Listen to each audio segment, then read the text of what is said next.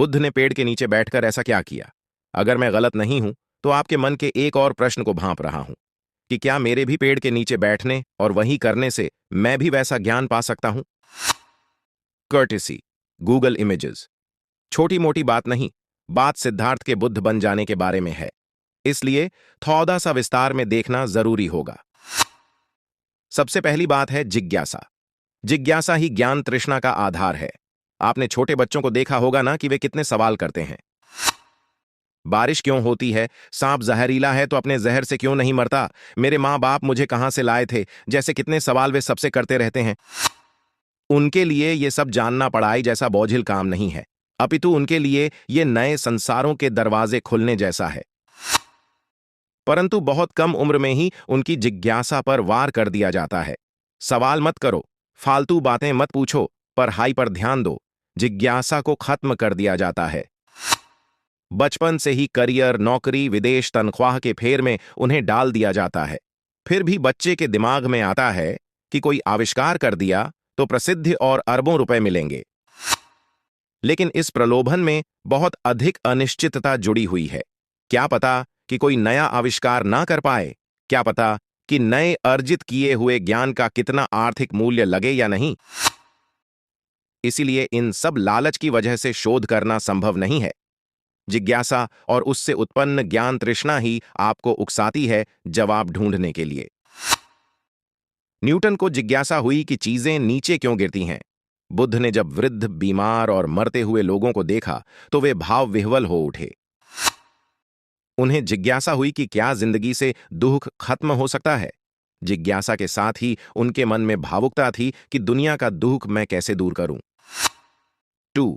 दूसरी बात है बुनियादी ज्ञान, जो बिल्कुल ही निरक्षर है। वह भला किसके आधार पर शोध करेगा? जिसका इतिहास का ज्ञान अफवाहों से भरा है, जिसे देश की समस्याओं का सही जायजा नहीं, जो सरकारी काम के आंकड़े और रिपोर्ट देखना नहीं जानता, वह उचित राजनीतिक विचार कहां से लाएगा?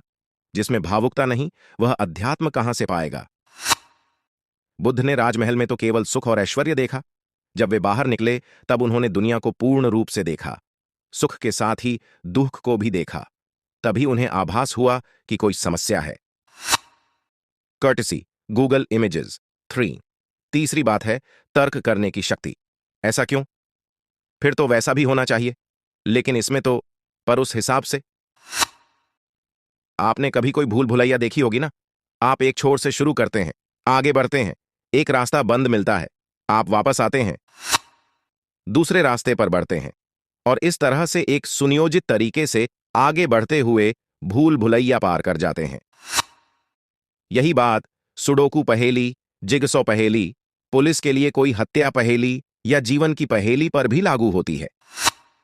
हमारे मस्तिष्क में अपार क्षमता छुपी हुई है, सोचने की, सवाल करने की, तर्क करने की और उससे निष्कर्ष और प्रमाण निकालने की। कुछ बुनियादी ज्ञान अगर हमें हो तो हम अपने दिमाग में व्युत्पत्ति, डेरिवेशन के माध्यम से आगे बढ़ते हुए उच्च स्तर के ज्ञान पर पहुंच सकते हैं। जमा, घटा, गुणा, भाग का ज्ञान ऐकिक विधि, यूनिटरी मेथड का आधार है। ऐकिक विधि प्रतिशतता का आधार है। कुछ बुनियादी सूत्रों के आधार पर ही हम पाइथागोरस थ्योरम का प्रमाण दे देते हैं। इस तरह से देखें तो सारा विज्ञान एक व्युत्पत्ति, डेरिवेशन है। Courtesy, Google images. परंतु जिज्ञासा के साथ ही तर्क शक्ति को भी बचपन में ही स्वाहा कर दिया जाता है। काली बिल्ली ने रास्ता काट दिया, रुक जाओ। बाहर जाने से पहले मीठा खाओ, सूरज की तरफ मुंह कर पानी डालो, धर्म पुस्तक को पढ़ो मत, उस पर पंखा झलते रहो, दाएं हाथ से ये करो, बाएं हाथ से वो करो। हर बात में नियम और कारण किसी का नहीं पता। ऐसा इसलिए करना है क्योंकि ऐसा होता आया है। इसका कारण तुम अगली कक्षाओं में जानोगे, अभी बस रट लो। बुद्ध राजकुमार थे। बचपन से उनका उत्तम अध्ययन हुआ था। उनमें तर्क करने की शक्ति तब तक खत्म नहीं हुई थी। 4. दुनिया के स्वरूप का बुनियादी ज्ञान सिद्धार्थ को प्राप्त हुआ। वहीं से उनके मन में सवाल जन्मे। इस तरह जिज्ञासा और भावुकता की वजह से सिद्धार्थ को ज्ञान की प्यास हुई और वे एक वैज्ञानिक की तरह मौजूदा ज्ञान का आकलन और विश्लेषण करने लगे अपनी तर्क शक्ति से। आप बौद्ध शास्त्र देखेंगे तो उसमें यही पाएंगे कि ऐसा करो वैसा करो जैसे आदेशों और उपदेशों की बजाय उनमें कारणवाद स्पष्ट दिखाई देता है। तर्क का उपयोग किया गया है, उदाहरण दिए गए हैं, समरूपता एनालॉजी खींची गई हैं। 5. इस ज्ञान की खोज और तर्कपूर्ण विश्लेषण के लिए जरूरी था चिंतन, और वह भी एकाग्र चिंतन। बैठकर उन्होंने चिंतन किया, बाकी सब जगह से दूर पेड़ के नीचे बैठकर वह चिंतन एकाग्र चिंतन हुआ। आपको जब परीक्षा की तैयारी करनी होती है, आप भी कहीं शांत जगह पर पढ़ते हैं ना, ताकि पढ़ाई पर ध्यान केंद्रित कर पाए। अपने कमरे का दरवाजा बंद कर लेते हैं, फोन को अपने से दूर रख देते हैं, ताकि अपने दिमाग को इधर उधर भटकने से रोक पाए।